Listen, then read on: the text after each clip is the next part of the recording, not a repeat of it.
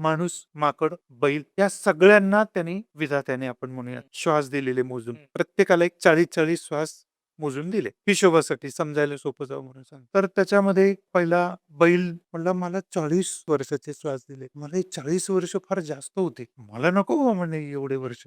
दुसरा प्राणी गाढव होता. तर तो म्हणला, "मला पण नकोय म्हणे एवढे वर्षाचे श्वास. 40 वर्षाचे." माकडाला विचारलं. तो पण म्हणला, "मलाही नकोय एवढे वर्षाचे श्वास." तर माणसाला विचारलं. तो म्हणलं, "मला हेच कमी पडतात आहेत. हे जे 40 वर्ष आहेत ना, हेच कमी पडतात आहेत. तुम्हाला जर नकोय, 20-20च तुम्हाला पाहिजे म्हणता तुम्ही. तर मग तुमचे तिघांचे 60 मग मला मिळाले तर तुम्ही दिले तर?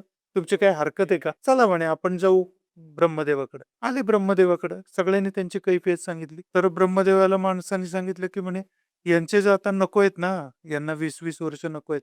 मग ते मला द्या तुम्ही." मग ब्रह्मदेव म्हणले, "तुमचं काय आहे का हरकत काही?" ते म्हणले, "नाही काही हरकत." ठीक आहे म्हणे, "मग हे याची 20-20 60 वर्ष अशा माणसाला 100 वर्ष झाले." आता काय होतं, की 40 वर्ष माणसाची काम करायची कॅपॅसिटी राहते आणि त्याच्यानंतर मात्र मग बैलाचे 20 वर्ष सुरू होतात आणि मग त्यावेळेस तो मुलं होतात, मग ओझं या सगळ्या गोष्टी सुरुवात होती आणि मग त्याचं बैलाचं 20 वर्ष त्याची सुरू होतात. धोर मेहनत पुढे सुरू होती त्याची.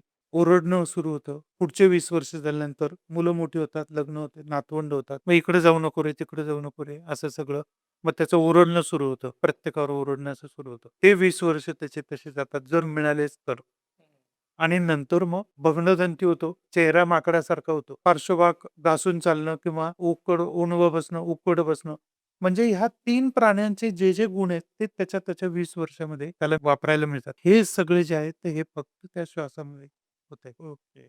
म्हणून जर या श्वासाला कासवाच्या श्वासाने जर आपण जगायचं ठरवलं, तर आपण मी नाही 1000 वर्ष म्हणणार, पण आपण आपल्याला जे काही नैसर्गिक आयुष्य मिळालं ते आपण अत्यंत व्यवस्थित घेऊ शकू